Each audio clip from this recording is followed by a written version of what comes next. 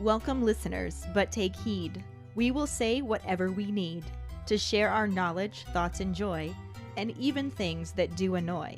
So join us now, but be aware, we have a tendency to swear. We'll dial it back a little bit. But frankly, we don't give a shit. Welcome to For Fawkes Sake, a Harry Potter book movie compare and contrast podcast. I'm Extra Ellen, and my co-host is Kinky Keighty. Ellen, we've talked about this before. We don't discuss my extracurriculars on the podcast. What are we going to talk about then? Well, we could just fly right into the Phoenix flashback. Last week we covered the first half of Chapter 17 and the barely any film scenes at all. For a brief moment, Harry forgets who he is and allows himself to be happy. As if on cue, Umbridge bans all fun and the students lose their collective shit.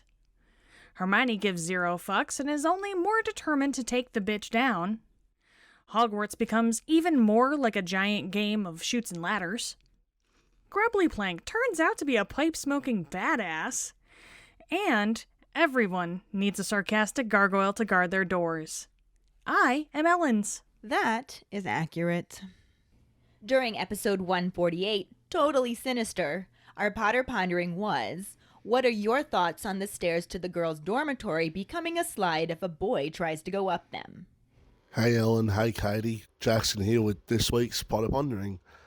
Well, about the girls' dormitory stairs turning into a slide, that's definitely one thing that I would have loved to see in the movie. I mean, we get a whole heap of other physical comedy stuff.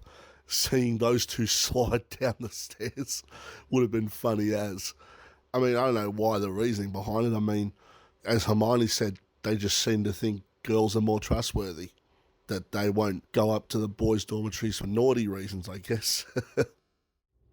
Hi, Ellen and Keighty. This is Ashley with this week's Potter Pondering. What are my thoughts about the girls' stairs to their dormitory turning into a slide when the boys approached? As I was younger, reading it, didn't think much about it, just thought it was funny. But now, I got a few thoughts about it. It's a little jacked up, feeding into the patriarchy that, boys are not to be trusted. There's no way they could just be going up there to talk to their friends. And if you think it was magical, you'd think that they would be able to sense some type of intent before it just turned to full-on slide out here. But, hey, whatever.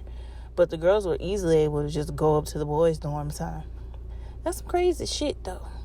Kind of goes along with Joe not being the best at writing well-defined female characters.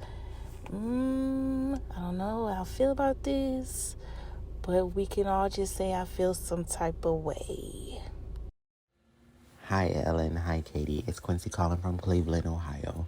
My thoughts on the girls' dormitory stairs turning into a slide, I didn't really have too many thoughts on it. I really thought that the boys could have had a similar protection on their dormitory. And I get it. They're saying that girls are more trustworthy than boys and this, that, and the other. But to be honest, to be quite frank, a little bit more protection on a boys' dormitory could have done them so much good. And I really do mean that. Remember when Sirius snuck up to the dormitory? Or remember when Ginny snuck up to the dormitory? This happened 2 years back to back. If they would have had protection on their dormitory, none of this would have happened. That's all I'm saying. Hello, this is David calling in my Potter Pondering about the girls' dormitory slide thing. On the first point, I think that they stay that way for a while. It's obvious that the girls gleefully slid down afterwards that they know that this happens every time the guy tries to go up, and they're used to it. So they're like, might as well take advantage of it. Whee! So I think it stays that way for a while. I think eventually it just flips back. Or maybe it's the proximity of the guy to the base of the stairs. I don't know. Could be. As far as it being old-fashioned or true or what we think about guys sneaking in more than girls do, I'm kind of old-fashioned in my way of thinking, and I generally guess would agree with that, I suppose. But, I mean, my recollection of experience with friends was that guys sneak into the girls more often as their own ideas. It's usually guys invite the girls to sneak in to guys' dorms and stuff like that. But again, maybe I'm wrong. Women, I think, mature sooner and can control their hormones better, at least make plausible decisions based off of them better than guys do. When guys' hormones are raging, they think with the wrong heads and things get crazy. So anyway, I think, if I was one of the school people, I would have probably done the same thing if I had thought of it. But okay, bye. Hi, this is Kendra. I'm calling in my Potter pondering in regards to the stairs to the girls' dorm turning into a slide. And I would say absolutely we already all know this is old-fashioned for sure, but we're talking about really old-fashioned. This is older than me fashioned, because when I was in high school, believe me, there were tons of females that would be climbing those stairs to the boys' dorm if they had access. So it's not going to prevent anything. And in fact, I think it seems like the girls were a little bit more aggressive sometimes than the boys. So I'm like, what did that really prevent? I mean, really, do you think that these teenagers in Hogwarts are not figuring out ways around that? And do you really think the girls haven't climbed the boys' stairs? I mean, we all know teenagers. I work with teenagers every day. They are very crafty. Also, how is this the first time that we've ever heard that the girls' dorm stairs turns into a slide? I mean, we're in 5th year here. You can't tell me no other boy has tried that. So that's just kind of odd and strange. And is Ron just not aware of it, or do they just not talk about it? That just leaves you a little confused. But logistic-wise, it's a good question, because it was obviously a slide long enough for Hermione to come out and slide down too. So I don't know if it just gives it it's like a 15-minute reset, and then boom, it's stairs again. They figure by then the guy would have given up. I mean, I don't know. It's a weird thing, because at that point, no girls can get up. So it's an interesting question. Although, here's the other question. It's magic, right? So then does that mean that a girl, if she wants to walk up just by stepping on it from down up, it would turn into stairs? That's my headcanon now. She would just have to step on it. It would turn into stairs. But, since they're coming down on the slide and that's fun, it stayed that way. So there you go. Good guess. All right, bye. Thank you so much for your responses. Our trivia question last week was, how long does Snape tell Umbridge that he has been teaching at Hogwarts? Snape said he's been teaching at Hogwarts for 14 years. Congratulations goes to Megan Slater. Woohoo! Juliana was all ready with the answer this week too, but Megan got it in first. Who knows though, maybe Juliana's gonna get it next week. Maybe Megan's gonna keep her streak going. Maybe Mike's going to come back again and make sure Megan doesn't get her streak going. Who knows? We shall see. For now, let's dive into the second half of Chapter 17, Educational Decree number 24, and the literally no corresponding film scenes. Chapter 17, Educational Decree number 24, Part 2. The trio make their way down to potions, lost in thought about communicating with Sirius, but are brought back to reality when they hear Malfoy bragging about the Slytherin Quidditch team immediately getting permission to reform, since Umbridge knows his father really well.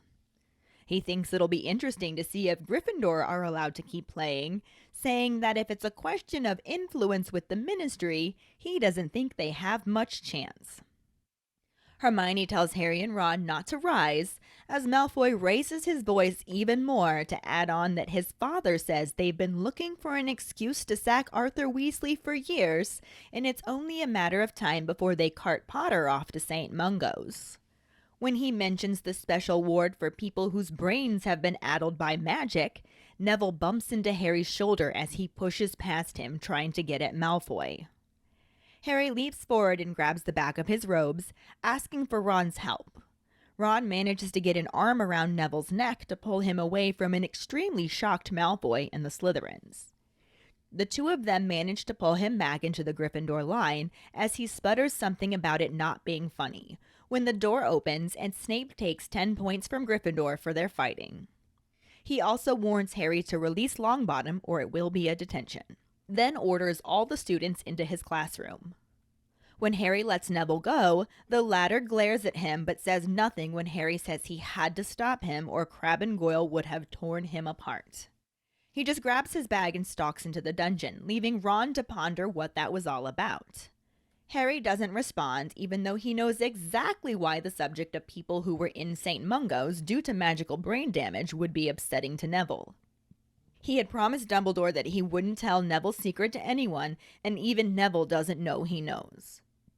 Harry, Ron, and Hermione take their usual seats at the back of class as everyone around them whispers about Neville, but the moment Snape closes the door, they all fall silent.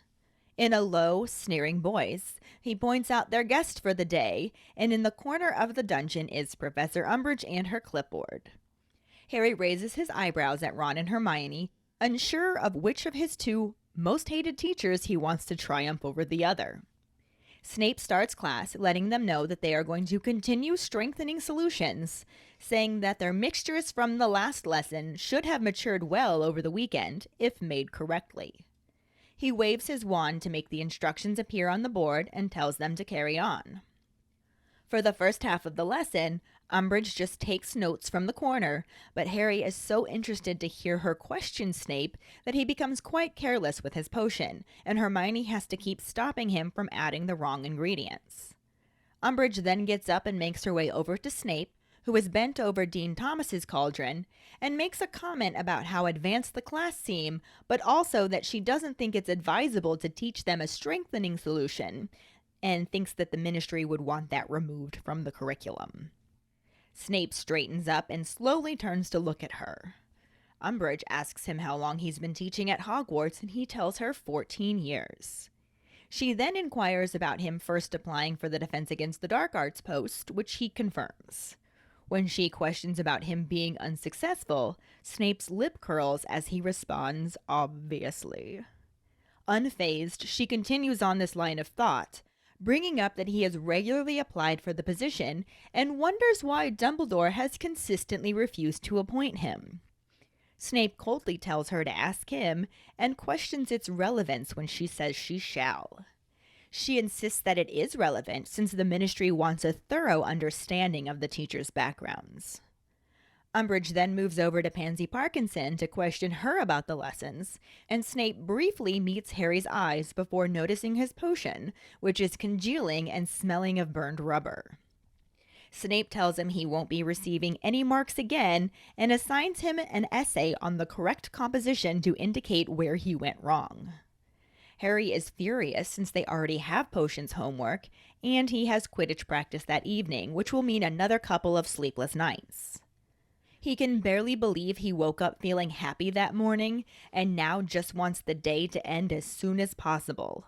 When he considers skipping divination, Hermione tells him that he can't, especially since he already missed History of Magic. Harry unfortunately knows she's not wrong, and a half hour later takes his seat in the hot and overly perfumed divination classroom, feeling angry at everyone, though he's not the only one. Trelawney aggressively hands out copies of the Dream Oracle, and then loudly and hysterically instructs them to carry on, asking if she's such a substandard teacher that they haven't learned how to open a book.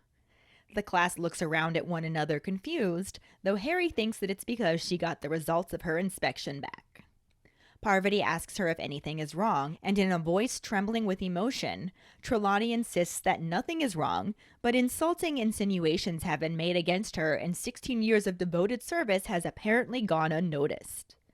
Parvati wonders who is insulting her, and Trelawney dramatically declares that it is the establishment. Those with eyes too clouded by the mundane who fear and persecute seers. She dabs her face with her shawl and directs everyone to continue their work when Parvati tries to ask her about Umbridge, though she does spend the rest of class striding among them, tears still leaking, and mumbling threats under her breath. When they meet back up with Hermione for Defense Against the Dark Arts, Harry quietly tells her that she and Umbridge both think Trelawney is an old fraud, and says it looks like the divination teacher has been put on probation. At these words, Umbridge enters the room, looking smug, and greets the class. They drearily respond, and when she tells them to put their wands away, no one moves because they didn't bother to get them out. She then instructs them to turn to page 34 of Defensive Magical Theory to read the third chapter, The Case for Non-Offensive Responses to Magical Attack. When she tells the class that there will be no need to talk, the Golden Trio mutter it under their breaths along with her. After dinner that night, Angelina finds Harry and Ron in the common room to inform them that they won't have Quidditch practice. Harry is horrified and insists that he kept his temper. Angelina assures him that she knows. Umbridge just said that she needed a bit of time to consider. Ron is angry since the Slytherins already got permission, and Harry is sure that Umbridge is enjoying holding the threat over their heads and understands why she doesn't want to let that go anytime soon. Hermione tells Harry to look at the bright side. It gives him time to do Snape's essay, but Harry snaps that no Quidditch and extra potions is not a bright side. He does slump in his seat and gets to work, but has a difficult time focusing. Even though he knows Sirius isn't due in the fire until much later, he can't help glancing towards the flame every few minutes. There is also a lot of noise in the common room, prompted by Fred and George's demonstration of a newly perfected skiving snack box, where Fred takes a bite of an orange chew, vomits spectacularly into a bucket, then forces down a purple chew and ceases the vomiting while Lee Jordan regularly vanishes it. Hermione's sounds of disapproval only add to the distraction, and Harry finally snaps at her to go tell them to stop, but she acknowledges that they aren't technically doing anything wrong.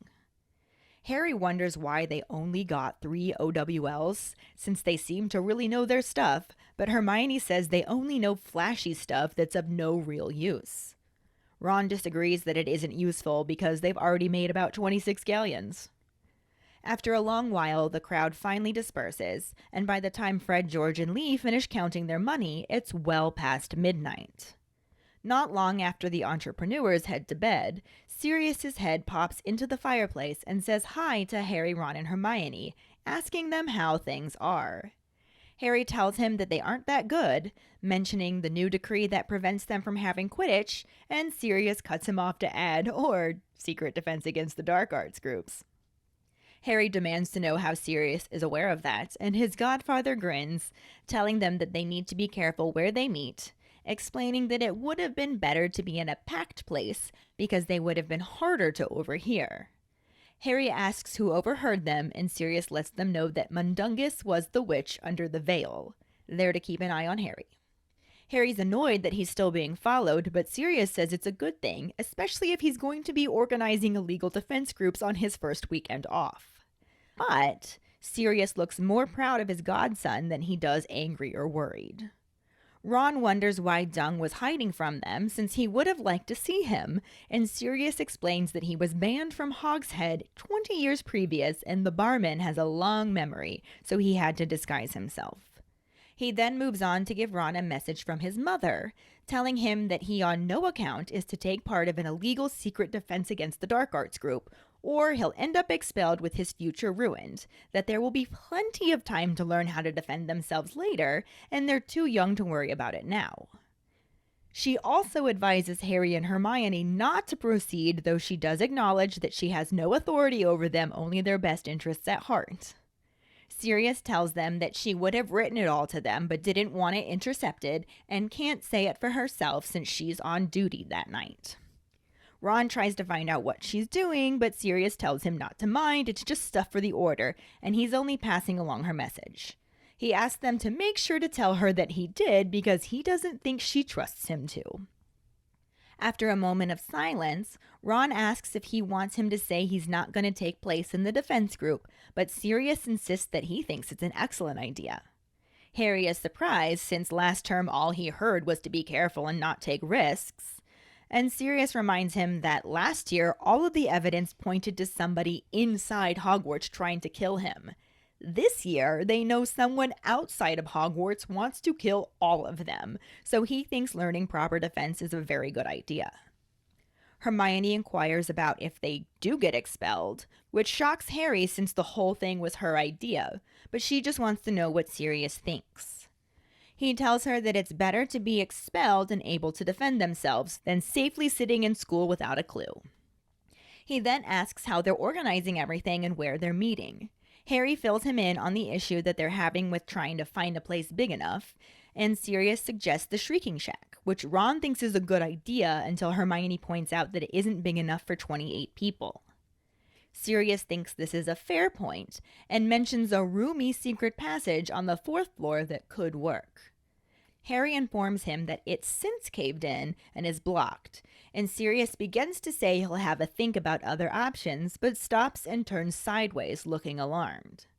Harry anxiously says his name, but he's vanished, his head replaced by a stubby, short-fingered hand covered in old-fashioned rings, groping around the fireplace as if it's attempting to catch hold of something.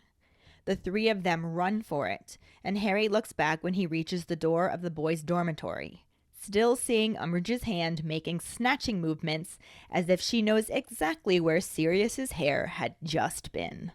The fact that we even got 3 lines to fit into this book chapter is damn near a miracle. But since they came closest to, and I say this very loosely, lining up to the first half of the chapter, we'll just be focusing on what was in the book chapter that didn't really make it into the movie at all. Yeah, there's a couple of things that actually kind of did, just in a completely different place that doesn't line up with this at all. What? Right? Crazy. Insanity. But the book chapter picks back up, because this is the second half, with the trio making their way to their potions class. Mm-hmm. This is right after Harry got that letter from Sirius saying same time, same place. So they're kind of lost in thought about communicating with him lately and what they're supposed to do, because there's no way to let him know this probably isn't a good idea. Mm-hmm. And they're brought out of this when they hear Nazi von Douchebag II bragging about how the Slytherin Quidditch team is already allowed to play again, and he reckons this is because his father's always popping in at the ministry and Umbridge knows him quite well. What a dick. Right? What a Nazi von Douche. The second. He then goes on to talk about how it'll be interesting to see if Gryffindor get to reform, because if it's a question of influence with the ministry, well, they just don't really have any. Sir? Actually, the way things have been going, they kind of have the opposite of influence. Yeah. They make their mark. Let's put it that way. Yeah, that's a thing. So maybe, they should try reverse psychology and be like, you know what, we actually really don't want to play this year, so right. We would really rather not. But let's be honest, how much would it completely fuck up the Quidditch season if they only have 3 teams playing? Right, seriously. That'd be rough, man. Messes everything up. Not to mention, that's kind of the funny thing about Malfoy is he thinks, like, if Gryffindor's not in, then Slytherin would obviously win, but Slytherin isn't really winning if they're not going against the one that's won in the past isn't there. So you're not going against the best. So that doesn't make you the best by default. I don't think that he cares. No, he doesn't, but I think he just wants to be a dick. It's just my point. Yeah. That's Oh, what no, I'm I'm saying. with That's you. how he is. Nazi von Douchebag II don't give a fuck. Yeah. Nazi von Douchebag II going Nazi von Douchebag II. Yup. Hermione, of course, being level-headed, tells Harry and Ron not to rise to Malfoy. Mm-hmm. I think that Harry is already really trying not to, though, because he's trying to be on his best behavior in general. Well, yeah, he doesn't want to get in trouble. And Definitely doesn't want to draw more attention to himself, especially as they're going forward with illegal things. yeah, for sure. But BD2 does not make it easy for them to avoid rising to his bait, because he continues on to say that the ministry has been looking for an excuse to sack Arthur Weasley for years. Have they, though? I mean, parts of them I'm sure have been. Yeah. And he goes on to say that it's only a matter of time before they cart Potter off to St. Mungo's, because they have a special ward for people whose brains have been addled by magic. And at these words, it is not Ron or Harry that reacts. It is Neville, who literally shoves Harry aside, nearly knocking him over as he bumps into him, trying to get past him to attack Malfoy. Yeah, this is definitely a different side of Neville than the movie gave us. Yeah, that one showed Neville being more the victim, Yeah. when this is really a good moment of showing Neville's Gryffindorness. Mm-hmm. And his badassery. And, I mean, that's the same. Is it, though? It is. Mm. Uh-huh. And it's also a moment that shows his history, even though we don't yet know it. I mean, Yeah. we do, because Harry does, and we see everything from his perspective. Yeah. But nobody else really knows what's going on at this point. They just see Neville kind of snap. Yeah. They don't know why he snapped even. Exactly. Yeah. And that actually kind of becomes a thing, which we'll get to. Yeah. But anyway, he's trying to attack VD2, and Harry has to grab him by the back of the robes to stop him and doesn't have the greatest grip. And it's just like, Ron, help me. Mm-hmm. And Ron manages to get an arm around his throat, and the two of them together drag him back into the Gryffindor line, and they're just kind of tussling with him when Snape opens the door to the potions dungeon, and it is just like, are you three fighting? That's 10 points from Gryffindor. Of course. And then also tells Harry to let him go or it's going to be a detention, and Harry's just like, fuck you, I don't want another detention. I'm so over detentions. Yeah. And obviously he releases Neville anyway, because it's not like they were fighting. Yeah. He wasn't doing it to hurt Neville. It was Right. just like he's trying to save Neville at that point. And I can totally see how a teacher coming into that out of context could misconstrue what's going on. Yeah. But also, that's not what fucking happened. No. And Snape is just being a dick because he's Snape. And in Snape's case, it wouldn't matter if they tried to explain what actually happened. Oh, Like, no, Snape not even remotely. wouldn't have cared anyhow. So, It's 10 more points from Gryffindor for talking back. yeah. But Harry does let go of Neville, who just turns and glares at him, but doesn't say anything. Mm-hmm. And Harry's just like, I had to. Tweedle dumbass and Tweedle douche would have torn you apart if you went after Malfoy. Mm-hmm. And Neville just still continues to not say anything, grabs his bag and goes in the classroom. And Ron's just like, what the fuck was that all about? Dude, like, it's a long story.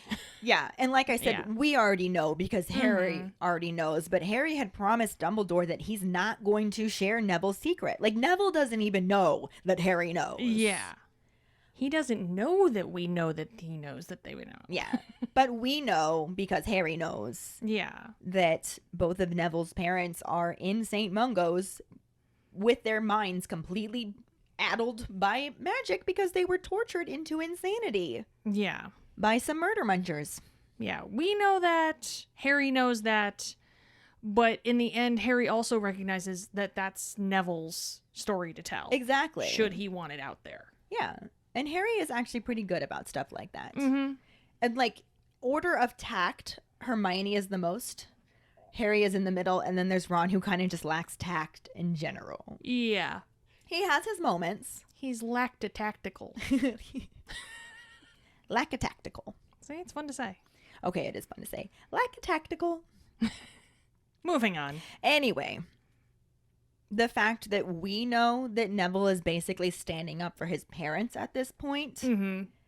is something that I think really shows that Gryffindor side of him. Yeah. Not that anybody else knows that. They just see a classmate of theirs that he just fucking snapped. Yeah. And when Harry, Ron, and Hermione take their usual seats in the back of the classroom, because who wants to sit closer to Snape? Everybody is just doing that, like, he just fucking snapped. What's going on? Yeah. But then the moment that Snape closes the dungeon door, it's just like, oh, class is about to start. We gotta shut up. Mm-hmm. Mona Lisa. Exactly. That's what I say to my students. Hey, Katie knows that. But I'm an art teacher, so that makes more sense.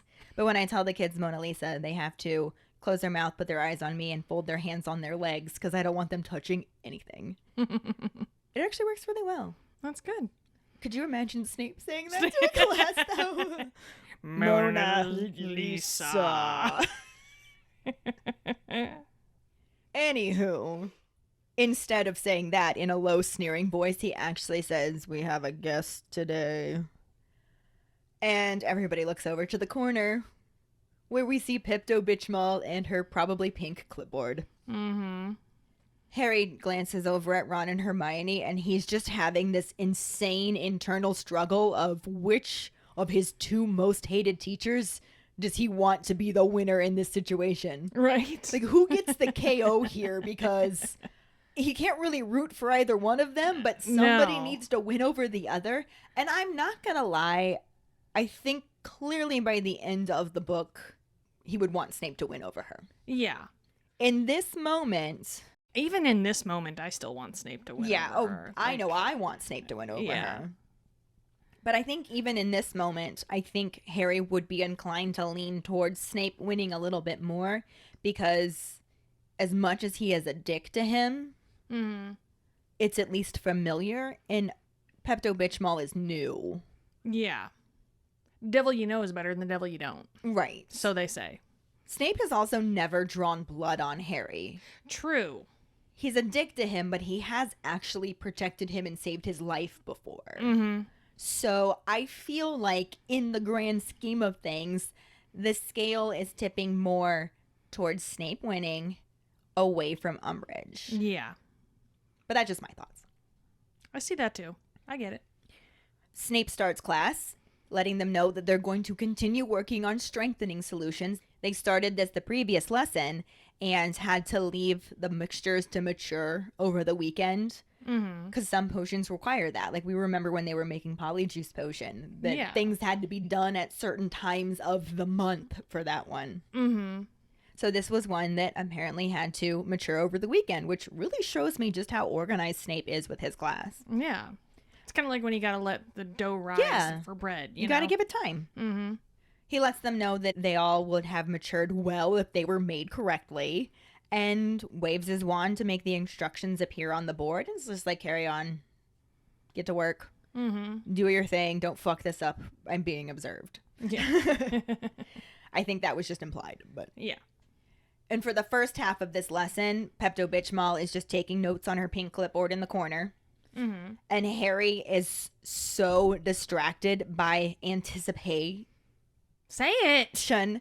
of when she's going to get up and start questioning Snape that he actually keeps really just fucking up his own potion. Hermione has to keep grabbing his wrist to be like, no, don't add that. And in the end, it doesn't work out for him because he does something distractedly that causes his potion, which I believe was supposed to be blue, to turn orange. And yeah. it's just kind of a mess. It was never gonna work out for him, though. But it doesn't really matter because at this point, Pepto-Bitchmal gets up and starts making her way towards Snape. And I could just imagine Harry like slapping Ron and Hermione like, it's going to happen, guys. It's going to happen. Look it. It's a thing. It's a thing. Things going on. Get the popcorn. Michael Jackson.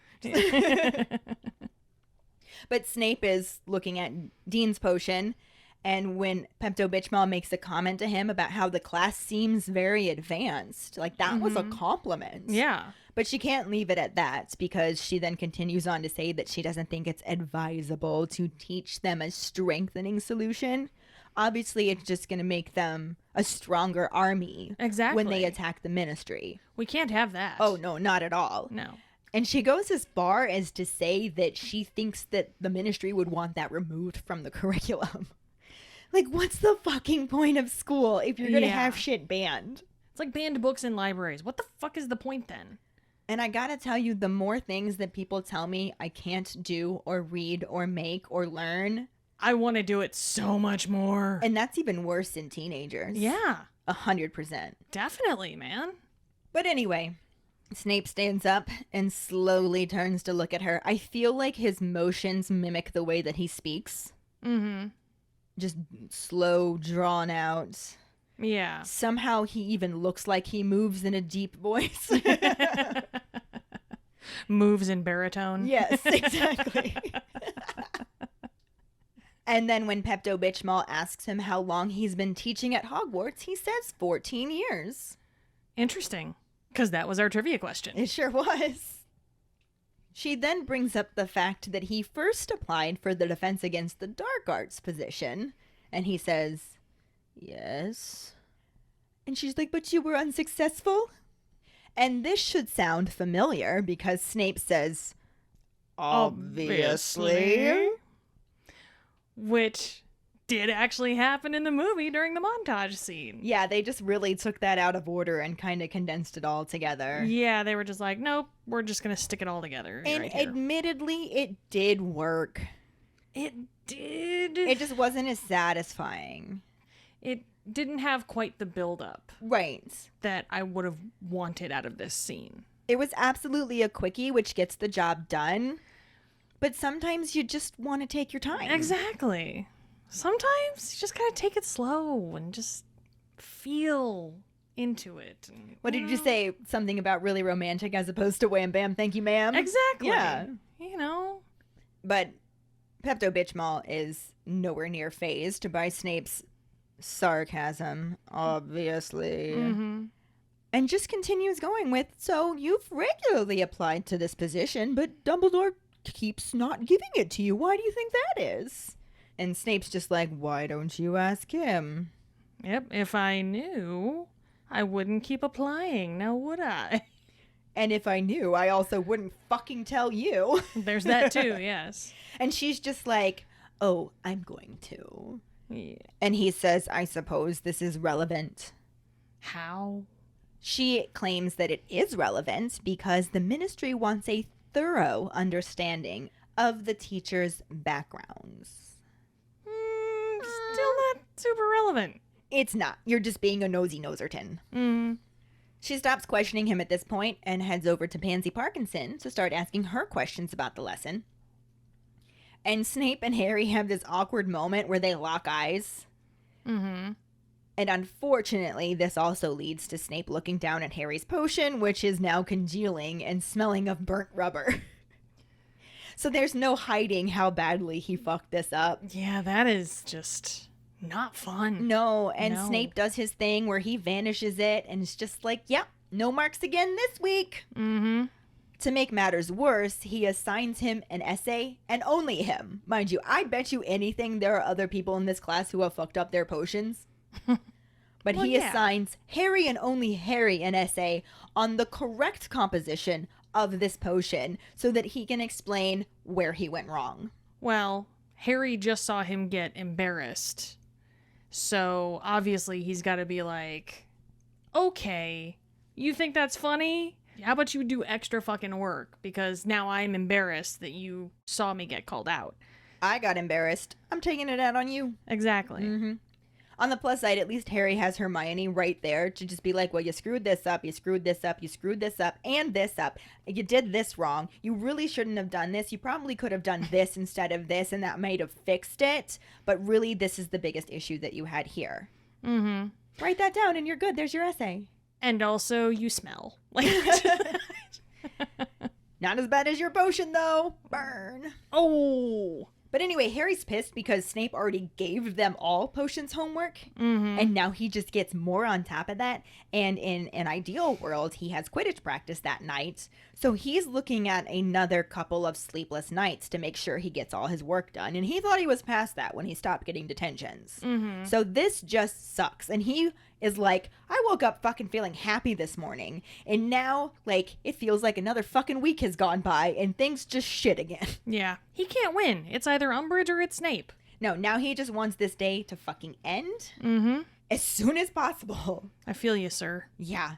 And he actually considers skipping divination, so he has a little bit of extra time to do this work. Mm-hmm. But Hermione's just like, you can't skip divination. And Ron's like, why the fuck can't he skip divination? Like, you fucking quit divination. You hate Trelawney. Of all people to tell him he can't skip divination. And Hermione's just like, I don't hate her. I just think she's an old fraud. I just don't.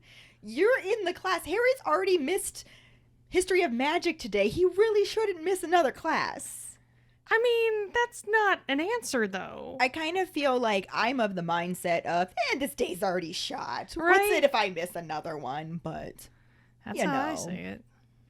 Harry actually pretty much agrees with her. It's sort of an unfortunate thing for him, but he knows she's right. If he skips that class, it's just going to set him behind even more. True. So a half hour later, he's taken his seat in the super potently smelling, perfumed divination classroom that's really hot. And he's just pissed off at everyone. But this time, he is not alone in these emotions. Because Trelawney is just slamming copies of the Dream Oracle onto tables, into students' chests. Like, she knocks Neville off of his poof, giving him his copy. I'm aware that's what he was sitting on, but just the way you said that was very, very awkward. Knocks Neville off of his poof. Like, whoa. I'm not sure how to say that unawkwardly, so we're just going to keep moving. Whew. Seat? She then, nope, poof is better. She then tells them to carry on and punctuates that with that, or am I such a substandard teacher that you haven't even learned how to open a book? Shit, okay. And that's exactly All what the right. whole class is doing. they're all very confused because Yeah. Trelawney is usually way more airy-fairy than this, and she Right. is being kind of filchy. Yeah, they're just like, the fuck did we do? We didn't do shit, man. Harry is shockingly the only person that seems to know what's going on when he's normally so oblivious, and he's just like, oh yeah, she just got the results to her inspection back. Yeah, he knows what's up. Yeah. And then we, of course, have brown-nosing Parvati, Mm-hmm. who asks Trelawney if anything is wrong. And I really love this part. I know we got quite a bit of the storyline of what happened with Trelawney, all things considered. We got the gist, kind of. Yeah, and we got some great emotional scenes from Emma Thompson as Trelawney. But I really would have loved to see this, like, super trembly, emotional voice where she's just like, nothing's wrong. Yeah. But I've been insulted.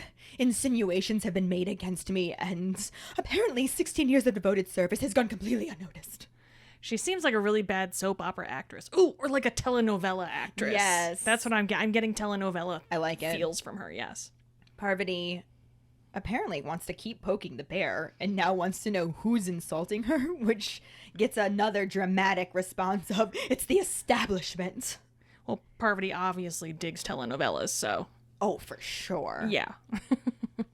She says that those with eyes too clouded by the mundane who fear and persecute seers are the ones insulting her, and that it's just something that they're used to. It happens to them all. She dabs her face with her shawl because she's like crying in this Yeah. moment. And then when Parvati tries to ask her if it's Umbridge, because like I said, poking that bear. Yeah. She just is smart enough, despite being emotional, to cut it there and just tell everybody to get to their work. Just And- keep working. And we say Harry's oblivious. Parvati, what are you doing, girl?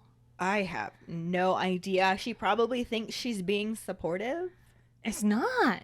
No, I don't think that was a good choice. At least not in front of everybody. Like, maybe if you really want a brown nose, go talk to her after class. Yeah. Or wait until everybody's getting to work and talk to her quietly. Yeah, no, Parvati's like, But, like, in front of the whole class, like, Yeah.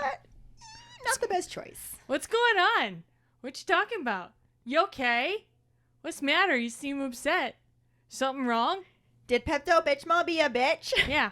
Someone mean to you? What'd they say? Tell me. What I absolutely love about this section is that when she gets them all to work, she does try to keep teaching, and she does her like walk up and down the aisles and talk to them and help them out. But the entire time she's still crying. This isn't the part that I love. The part that I love is that she's mumbling threats under her breath. And I really think that would have been fun to see.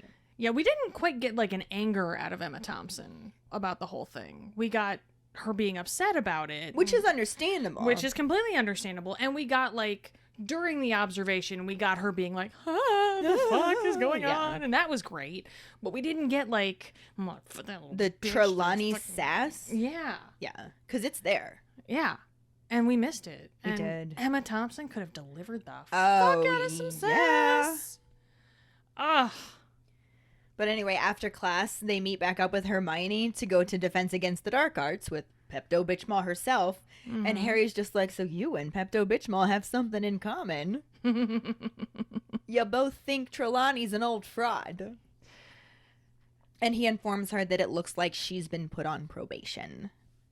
This is obviously something that was completely streamlined out of the movie, like we said. It's just Trelawney's already been fired at this point in the movie, but not yet in the book, so she's still there. It's also almost Christmas, so in Yeah. the movie, so This is where it got the trickiest to line everything up because it just is what it is, and it almost gets to the point where you're just kind of like, you almost want to just take, instead of taking the movie linear, just throw the movie around and be like, this is the actual scene that goes with this, and this is the scene. But then it's so confusing. Yeah. To try and have a podcast talking about we're going through the book linearly, but like to the not do movie that with all the out of order. Yeah. And then on top of that, I wasn't positive that I wouldn't accidentally forget to mention something. Exactly. It's a lot easier to, which isn't saying much, but it's a lot No. easier to go through both of them linearly and make connections back where they belong. Yeah. It's about the only way we can do it. It's what we're doing, so Yeah. deal with it. But anyway, they're in Defense Against the Dark Arts, and I imagine that Umbridge is still running around observing professors, and that's why she enters the room after them, but she does, and she looks very smug, probably because she enjoys the fuck out of the fact that she got to put a teacher on probation. And she greets the class, saying, "Good afternoon, class," and they're all like, "Good afternoon, Professor Umbridge." Good afternoon, Miss Professor Umbridge. Exactly. She then tells them, as usual, to put their wands away, and in this particular moment, nobody does a goddamn thing because they didn't bother to get them out this time. No. Their spirits have been broken. Which is what she was hoping for. At least she thinks their spirits Well, have been broken. Yes. Really, they're so broken, they've been rebuilt as something else at this point. She instructs them to turn to page 34 of Defensive Magical Theory to read the third chapter, The Case for Non-Offensive Responses to Magical Attack, which, let's just break that down for a second. Yeah. Non-offensive responses to is that just curling into a ball? I believe that's called the ostrich method. Yeah, just Really, like stick your head in a hole. Yeah, it's Maybe just duck. out of sight, out of mind. Yeah. Like, if I can't see them, they can't see me, so I'll be okay. This entire book, Defensive Magical Theory, just sounds like complete and utter bullshit. Oh, yeah. I do believe that the Brits would call it a load of bollocks, if you will. Absolutely. She again says her usual line of, "There will be no need to talk." And at this, Harry, Ron, and Hermione all mutter it under their breaths along with her, which is another thing that I would have loved to see. We got something similar-ish. I kind of like what we got in the movie. Yeah. The response itself. Yeah. I would have liked this too, though. Yeah. We'll talk about that when we get to it a little bit more. Yeah. Instead of getting too into detail now, because we're not there yet. But anyway, moving on. After dinner, Angelina comes and finds Harry and Ron in the common room, and this is where they learn that they don't have Quidditch practice because it is not an ideal world. No. Harry's pretty upset by this because he did everything that he could to keep his temper in her class, and he knows that this isn't his fault, but also wants Angelina to know that. Yeah. Because she can be scary. She definitely can, for sure. But let's face it, I mean, there was no way Umbridge was gonna... No, and Angelina knows that. She said that Pepto-Bismol just needed a little bit of time to consider. Like hell. Right? That's basically what Ron says. Yeah. It's like, the Slytherins already got permission. What? How? Consider what? Ugh. Yeah. But Harry's just like, Pepto-Bismol is a Pepto-Bismol, and she is loving having this to hold over our head. She's not going to give this up. Yeah. She's going to hold on to this as long as she fucking can. The funny thing is, too, if you think about this logically, by her not giving the Gryffindors permission to keep the team together and have practice and stuff, she's essentially giving them more time to work on their own defense against Arts. Exactly. Like, she's essentially helping them work against her. I mean, nobody said she was smart. No, but it's just kind of funny. Like, if she would have just stopped and thought about it for a second. Yeah, that would have required stopping and thinking, though. Very true. She is a bull in a china shop with these educational decrees. Oh, yeah. She does not care what that fucks up. It's educationally decree first and ask questions later. Basically. Yeah, I'm gonna go with that.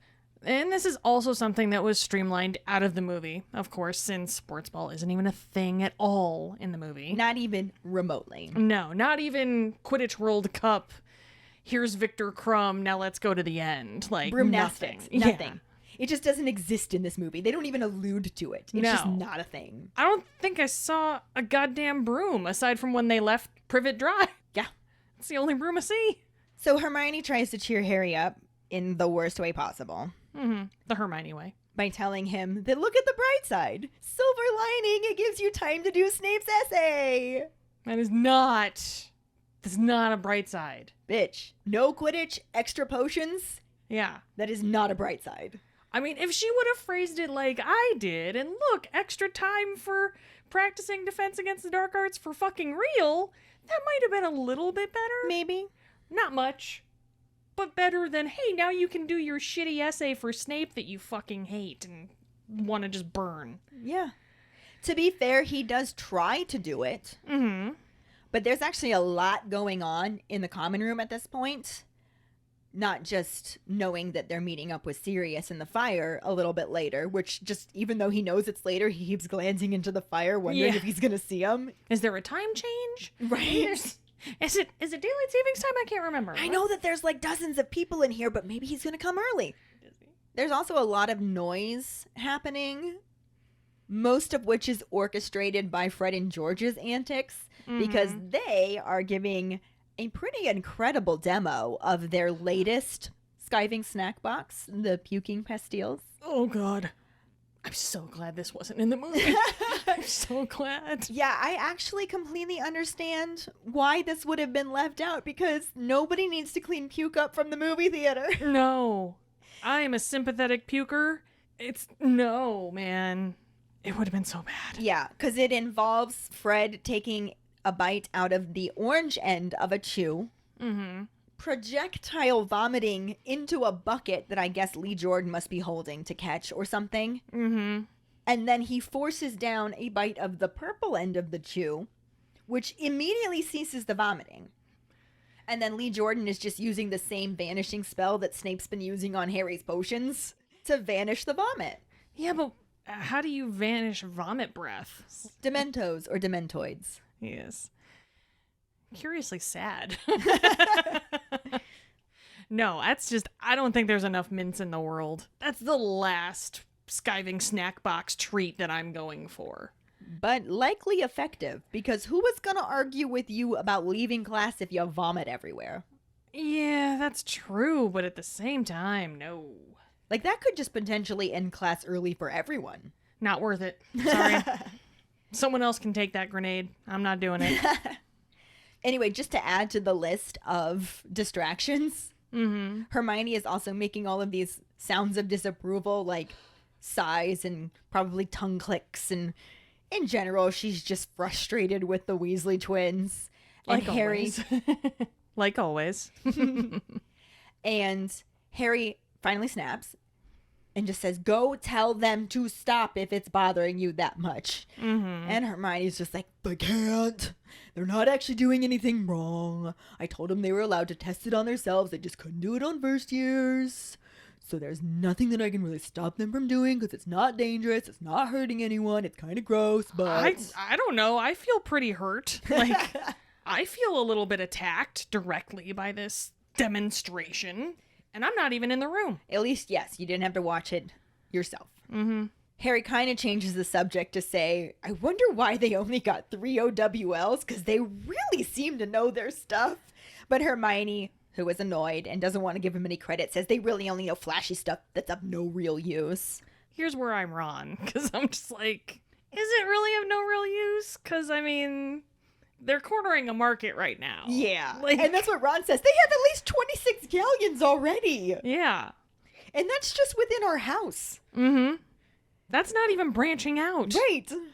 You gotta think, man. There's new kids coming into schools every single year. Like, that's an endless stream of income. And there might be some people that would want to buy something like that to get out of work. Oh, yeah. Still not the puking pastilles, but yeah. Yeah. But anyway, eventually all of these distractions die down because the crowd disperses.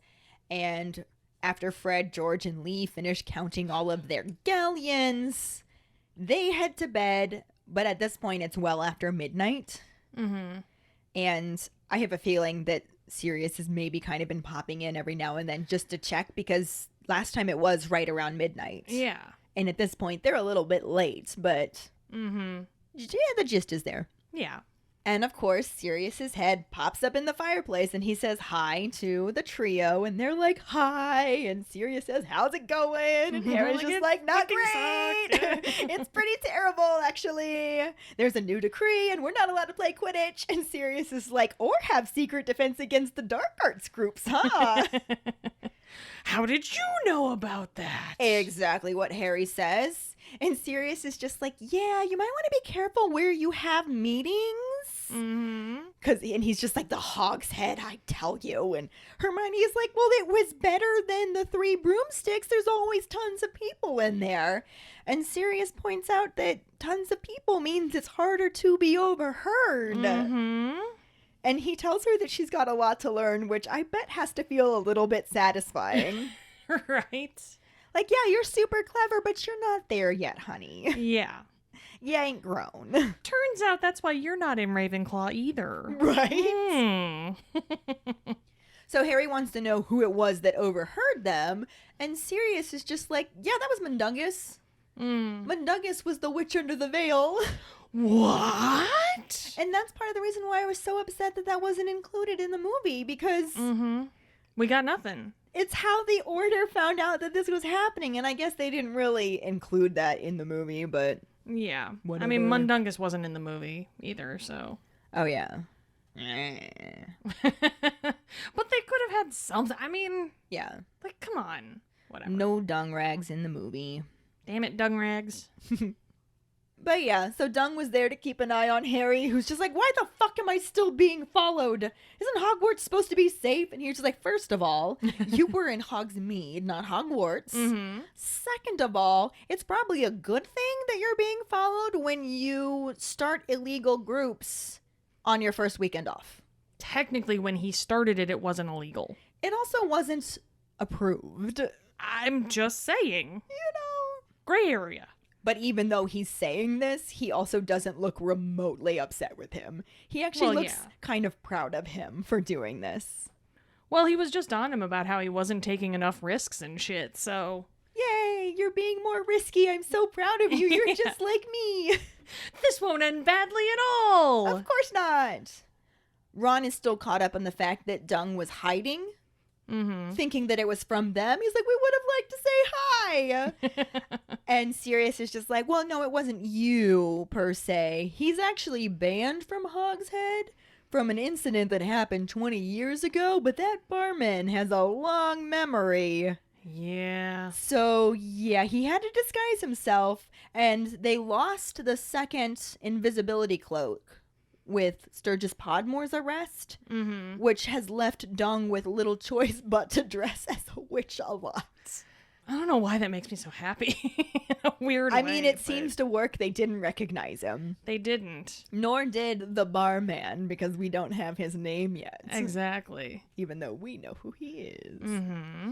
But anyway, Sirius then goes on to let Ron know that he has a message from his mother.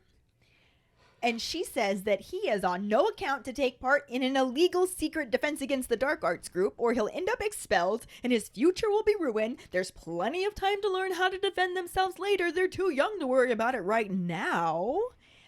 And then he also adds on that she advises Harry and Hermione not to proceed, and you can just tell that this was a whole conversation that she had, because she says, I do acknowledge that I have no authority over you, but I want you to know that I just have your best interest at heart. So he's just like word for word regaling them with a good section of the conversation they had, I would say. Oh, and don't forget to tell them also that I'll be watching them and I'll be doing this. And if they put another 2 out of line, we'll bring them straight home. I really would have loved to have this scene just to have Sirius imitate Molly's talking. I think that would have been fantastic and hilarious. I mean, I think I just did a pretty good... You Sirius did. being Molly. Yes, that's what made me think of it. Yeah. It was so convincing. It would have been great to hear it from crazy Gary Oldman. Right? Though. I just miss saying crazy Gary Oldman. It's true. He's not that crazy in this one. No, he's not. But he does also tell them that she would have written all of this to them, but was worried that could end up being intercepted. And she couldn't be there tonight to say it for herself because she's on duty. And Ron's just like, you said duty. I was just going to say that. Because you're Ron. Because I'm Ron. But what he really says is, ooh, what's she doing? And Sirius tells him not to mind. It's just something for the Order. I'm just passing along her message. In other words, don't shoot the messenger. This is just what she said.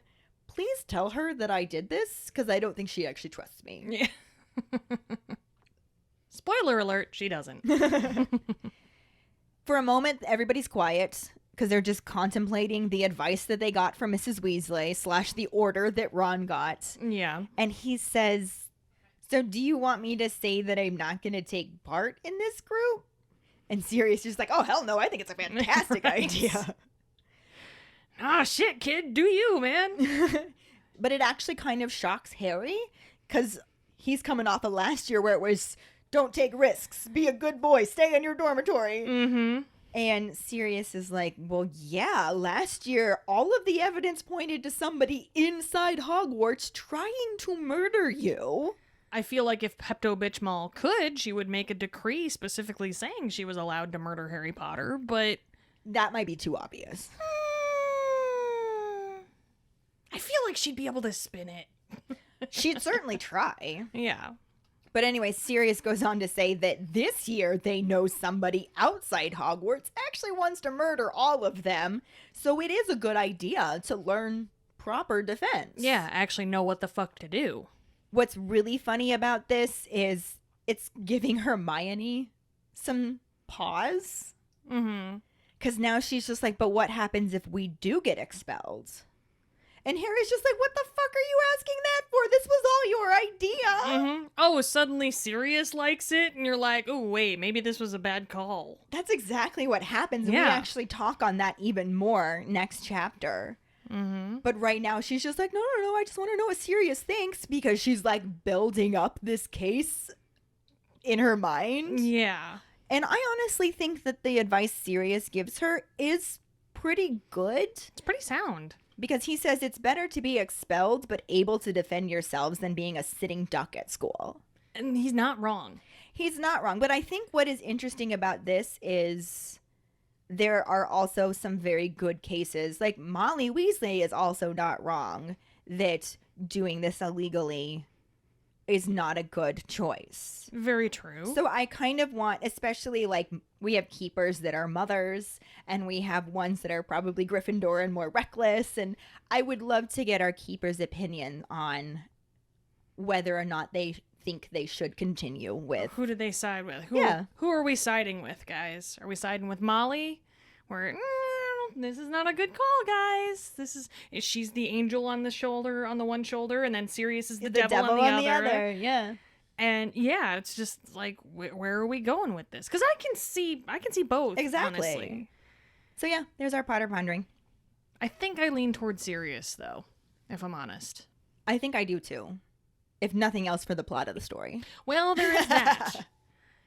But Sirius moves the conversation along like we need to and asks them about organizing everything and where they're going to be meeting, which is an issue that they're having because they don't have a place big enough for 28 students right now. Mm-hmm. And it's Sirius who suggests the Shrieking Shack.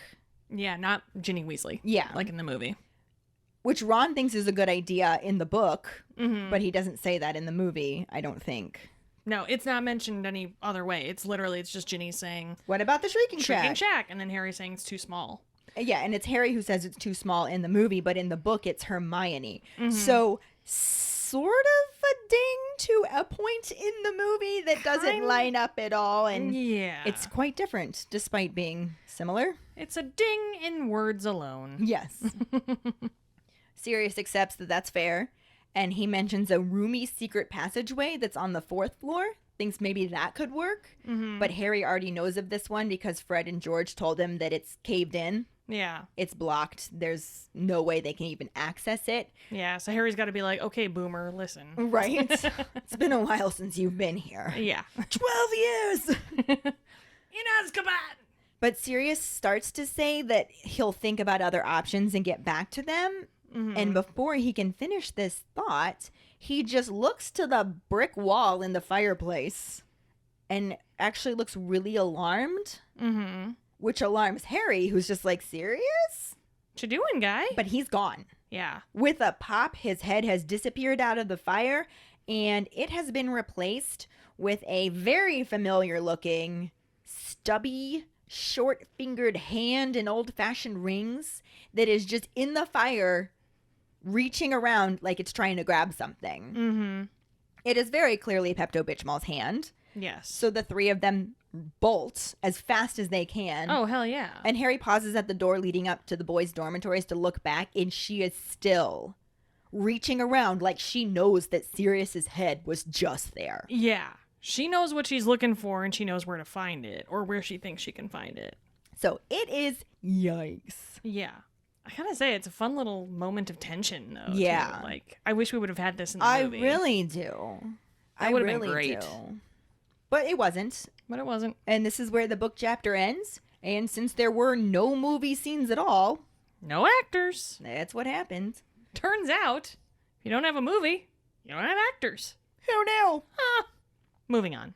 To the Potter Pondering, which is all things considered, do you think continuing with an illegal defense against the dark arts group was ultimately a good idea?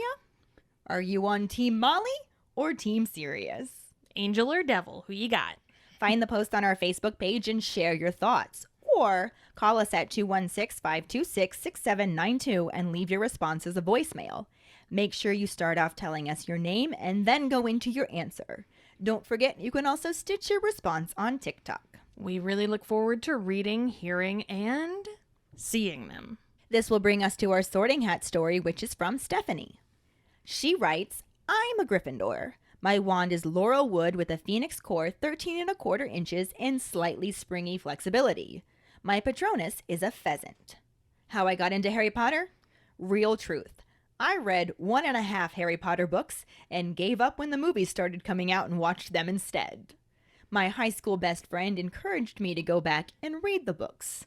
From there, I forced my love for Harry Potter on all my other friends that hadn't read them. I love watching the movies as they get progressively darker during the fall months. Aww.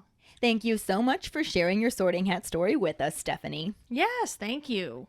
And if any of you other keepers out there listening would like us to read your Sorting Hat story on a future episode, you can email it to us at forfawkesakepodcast@gmail.com. Let us know your house, wand, Patronus, how you got into Harry Potter, and anything else you might want to share with us. Or you can message it to us over social media.